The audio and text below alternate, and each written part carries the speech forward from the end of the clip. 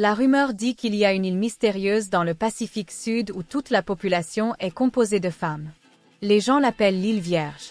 On pense également que le clan des femmes possède une graine mystérieuse qui les fait vieillir 10 fois plus lentement que les humains normaux. Par conséquent, de nombreuses personnes tentent de trouver l'emplacement de l'île, et qui ne le ferait pas? L'un d'eux est Monsieur Song qui veut devenir immortel.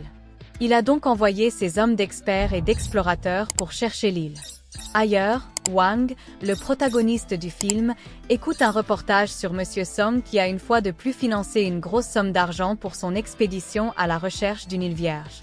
Les nouvelles ajoutent ensuite le mystère de l'île en détaillant qu'aucun des explorateurs ayant participé à l'expédition n'a survécu jusqu'à présent. Une seule personne a déjà mis les pieds sur l'île. Un célèbre explorateur nommé Li. Li n'est autre que le père de Wang, mais il n'est jamais revenu de l'île et n'a laissé aucun message au monde ou à son fils. La rumeur dit qu'il a été fasciné par les beautés de l'île, alors il a décidé de rester là-bas de façon permanente. Ces rumeurs sont presque certainement vraies. Déterminé à retrouver son père, Wang décide de participer à l'expédition de Mr. Song et se dirige vers le rivage pour embarquer sur un navire. Là-bas, il rencontre un ami Yanwo, qui prétend être un navigateur expert car il a récemment obtenu son diplôme des Navy SEAL somaliens. Après avoir tout mis en place, Wang et Yan montent à bord du navire et juste au moment où ils sont sur le point de décoller, l'un des hommes de Mr. Song s'approche d'eux et leur remet un traceur GPS. Après un moment, les deux touchent finalement l'océan, d'où le lancement de leur aventure.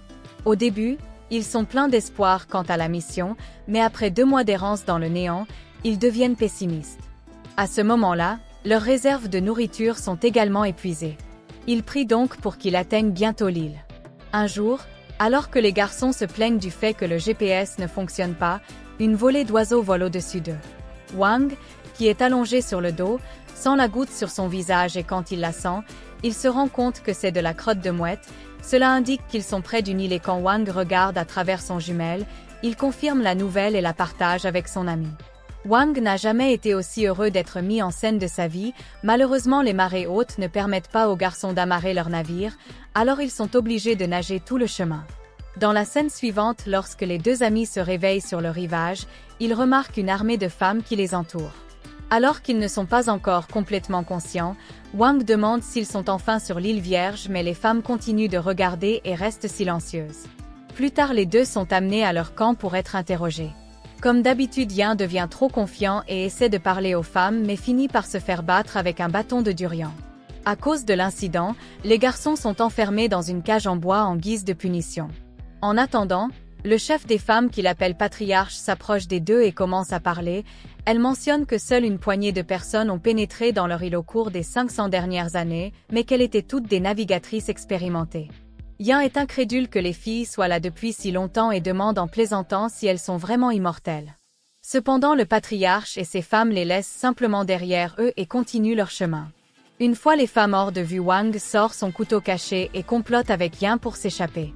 À la tombée de la nuit, ils réussissent leur plan et finissent par sortir de la prison. Après cela, Wang décide de vérifier la tribu pour des indices, tandis que Yan part à la recherche de moyens de s'échapper de l'île. La scène suivante montre Yan se dirigeant vers la jungle pour voir s'il y a un moyen de sortir, tandis que Wang arrive au village des femmes et entre dans l'un des huttes. Il s'avère que les femmes ont rempli la jungle de pièges, alors Yan tombe inconsciemment dans leur piège. Au début, il tombe dans un trou de lapin en contrebas, puis se fait transpercer par une flèche en bois dans le dos. Pour aggraver la situation, il se fait également marteler par plusieurs noix de coco sur la tête. Pendant ce temps, Muyan, une sœur innocente typique de la tribu des femmes, et sa sœur Moon entrent dans la hutte dans laquelle Wang a fouiné. Étonnamment, la hutte est un lieu de bain pour les insulaires et quand Muyan commence à enlever ses vêtements et à se préparer pour son bain, Wang essaie de se faufiler hors de la pièce. Malheureusement, il est attrapé par la sœur de la fille qui ne le laisse pas partir. Wang essaie de soudoyer la fille avec une friandise mais elle finit par crier alertant toutes les autres femmes du village. Terrifié, Wang court pour sauver sa vie, tandis que les femmes le poursuivent avec des lances. Il fait de son mieux pour les effrayer mais finit par être capturé. Dans la salle de procès, le patriarche dit à Wang que s'évader de prison est un péché dans leur culture et qu'essayer d'attaquer le tribut l'est autant. Le clan assure une punition mortelle. Juste à ce moment-là, un Yan meurtri et battu arrive sur les lieux pour sauver son ami. Il menace le clan qu'il est un soldat entraîné qui connaît les techniques de combat, mais les femmes ne sont irritées que par ses mensonges et le battent une fois de plus. Le clan croit qu'être vu par un homme quand ils sont nuls les rend laids, c'est pourquoi ils exigent d'exécuter Wang et son ami, mais avant de préparer les garçons pour leur droit final, le patriarche est curieux de savoir pourquoi ils ont visité son île. Wang répond qu'il est à la recherche de son père qui est venu sur l'île il y a 10 ans. À sa grande surprise, le patriarche révèle qu'elle a rencontré son père mais qu'elle aussi le cherche. Elle mentionne que si jamais elle revoit son père, elle le tuera. En disant cela, elle ordonne à ses femmes d'emmener les coupables à leur arbre sacré et de les griller là-bas. Il supplie les femmes qu'il n'est pas celui qui a vu Muyon dans un tel état et demande à être libéré mais en vain. Ensuite, les femmes préparent le grill, pendant que les garçons sont attachés et gardés séparément dans 2 tonneaux géants. Yan craint qu'il soit mariné avant d'être rôti, mais il est interrompu par Muyon qui est finalement venu faire face à son pervers. Elle s'en prend à Wang pour l'avoir espionné et lui dit que pour lever la malédiction d'être laide, elle doit le tuer, mais juste au moment où il semble qu'elle est sur le point de l'achever avec un couteau, elle coupe plutôt sa corde. Avant de laisser les deux s'échapper, l'innocente Muyon affirme qu'elle déteste Wang mais en même temps elle ne veut pas qu'il meure à cause d'elle. Malheureusement, les garçons prennent le chemin de la jungle et tombent dans les pièges tendus. Le lendemain matin, Wang et Yan sont à nouveau capturés et attachés devant l'arbre sacré. Les femmes préparent différents types d'ingrédients et allument un feu pour faire mariner les garçons et les manger après les avoir rôtis, mais le processus est interrompu lorsque Shanhua, l'une des femmes du clan, se noie dans l'océan, tandis que les femmes se précipitent vers le rivage. Les garçons profitent de cette opportunité pour s'échapper en brûlant leurs cordes raides. Ils fuient également la scène sans se rendre compte qu'ils ont mis le feu à l'arbre sacré. Pendant ce temps, les femmes pleurent de douleur après avoir vu leurs amis se débattre dans l'océan. Les 2 amis se préparent à utiliser la distraction pour se faufiler hors de l'endroit, mais à la dernière seconde, Wang change d'avis et décide d'aider la fille qui se noie sans penser au moment où les insulaires voulaient le tuer. Son ami Wang se rend sur le rivage et nage dans l'océan pour sauver Shanhua. Après l'avoir ramené sur le rivage, Yan entre en action et prépare la réanimation cardio-pulmonaire sur une Shanhua inconsciente. Heureusement, elle recommence à respirer, et les femmes applaudissent la bravoure du garçon. Plus tard, Wang et Yan sont à nouveau amenés devant le patriarche. Shanhua veut que son chef excuse les garçons car ils lui ont sauvé la vie. À ce stade, elle a déjà commencé à développer des sentiments pour Yan. Le patriarche pense également à pardonner aux garçons, mais à ce moment-là, elle est informée que leur arbre sacré a été brûlé et détruit. Après avoir appris que Wang et Tian sont derrière cet incident, le patriarche décide de les exécuter immédiatement, mais Muyan et Shanhua suggèrent de donner aux garçons une dernière chance.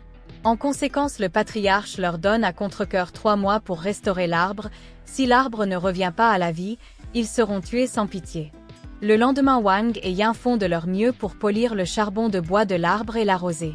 Au fil du temps, les garçons deviennent proches des femmes car elles les aident dans leur vie quotidienne. Avec l'utilisation de leurs outils et techniques modernes, Wang et Yan attrapent d'énormes poissons et leur apprennent à cultiver des légumes, pendant que Shanhua fait de son mieux pour attirer l'attention de Yan et lui apporte des fleurs et du durian tous les jours. Un jour où Wang essaie de trouver un signal sur son GPS, il remarque une vipère qui se cache derrière Muyon. Il entre immédiatement en action et la sauve.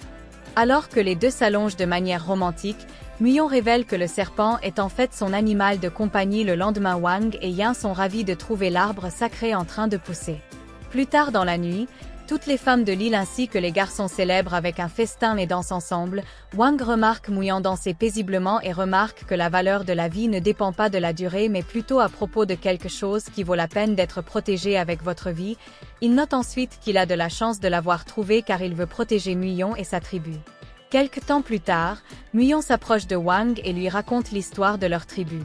Elle partage qu'il y a longtemps, il y avait une tribu entièrement composée de femmes connues sous le nom de tribu des sorcières. Elles se sont reproduites par parthénogenèse. C'était la tribu la plus proche de la nature parmi les humains primitifs, chargée de garder la graine Yuan qui contenait les secrets de la vie. Leur mission était de protéger l'équilibre entre la nature et la vie. Cependant, à mesure que les colonies humaines se sont développées, leur soif de tuer a augmenté et un jour, ils ont finalement découvert la graine Yuan, d'où une chasse semblable à un génocide mené contre la tribu des sorcières pour protéger la graine. Le chef du clan l'a donnée à la plus jeune femme de la tribu et lui a demandé de s'enfuir le plus loin possible. La fille a vu toute sa famille se faire tuer, mais comme on le lui a dit, Elle s'est échappée de l'endroit peu de temps après s'être réveillée sur une île déserte et a vu que la graine qu'elle portait avait commencé à germer partout. L'île déserte devint peu à peu pleine de vie, lentement la fille grandit et un nouveau clan de sorcières fleurit sur l'île. Continuant à garder la graine de Yuan, Muyon révèle alors que la jeune femme n'est autre que le patriarche et qu'ils sont les descendants du clan des sorcières. Le lendemain matin, elle emmène Wang à l'endroit où elle avait vu son père pour la dernière fois. Wang trouve le vieux journal de son père où il est écrit sur son temps avec le clan des sorcières. Il écrit que c'était à cause de leurs gestes chaleureux, gentillesse, simplicité et le respect de la vie qu'il ne voulait pas que l'expédition détruise leur vie, donc il n'a jamais fait de rapport espérant que le clan et leur secret de vie restent à l'abri de la cupidité de l'homme moderne. Il conclut ensuite son journal décrivant son inquiétude pour Wang et espère que son fils comprendra les choix qu'il a faits. Dans la scène suivante, Wang réalise ce qu'il doit faire et détruit le traceur GPS, mais avant que lui et Yin puissent s'éloigner, ils entendent un bip provenant du GPS indiquant qu'il fonctionne toujours. Ailleurs, Emerson est informé de l'emplacement de l'île. Les garçons se précipitent alors vers le patriarche et l'avertissent de quitter l'île immédiatement. Emerson et ses hommes sont en route pour récupérer la graine qu'ils protègent. Ils élaborent alors un plan pour séduire les hommes, les attirer et les faire sortir un par un. Bientôt, Emerson arrive avec son équipage et ordonne à 4 de ses hommes de vérifier l'île. Les hommes arrivent au village mais ils sont surpris de voir de belles femmes les attendre. Nous ne nous attendions pas à voir des femmes sur cette île. Les femmes jouent ensuite leur rôle, saoulent les hommes et réussissent à les assommer après que ces hommes ne se soient pas présentés. Emerson lui-même s'aventure sur l'île et commence son inspection. Wang et Yin l'accueillent à la porte et tentent de le convaincre que ce n'est pas l'île vierge qu'il recherchait, mais Emerson n'est pas un imbécile, alors il ordonne à ses hommes d'attacher les femmes ainsi que les 2 garçons. Il menace ensuite le patriarche et lui demande le secret de la vie pour qu'il puisse devenir immortel comme eux. Lorsqu'elle refuse, Emerson menace de tuer Moon. En conséquence, les femmes guident à contre-cœur Emerson et ses hommes jusqu'à l'endroit où ils ont caché la graine de Yuan. Cependant, sur le chemin, lorsque Shanhua renverse un homme, toute la tribu riposte. Pendant ce temps, Emerson s'échappe de l'endroit avec Wang et le force à porter une bombe à retardement. Il menace alors de la faire exploser s'il ne révèle pas le secret du clan des sorcières. Juste à ce moment-là, Yin et les femmes arrivent sur les lieux et maîtrisent Emerson. Cependant, pendant le processus, Emerson parvient à appuyer sur le bouton et active un compte à rebours de 30 secondes sur la bombe. Avec le temps qui s'écoule, Wang se rend compte qu'il doit faire le sacrifice ultime, alors il court seul vers l'océan. En courant, Wang a beaucoup de pensées en tête. Après toutes les expériences qu'il a eues avec le clan des femmes, il comprend enfin que leur mission est de protéger l'équilibre entre la nature et la vie. Il comprend aussi le sacrifice que son père a fait à l'époque. Maintenant il doit faire ce même sacrifice pour protéger le clan.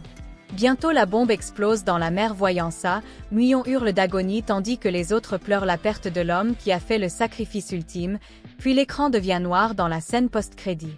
Wang est montré en train de se réveiller miraculeusement, car il semble que la magie de l'île l'a ressuscité pour son sacrifice désintéressé. Abonnez-vous pour plus de vidéos comme celle-ci, activez les notifications et laissez un j'aime pour aider la chaîne. Merci d'avoir regardé.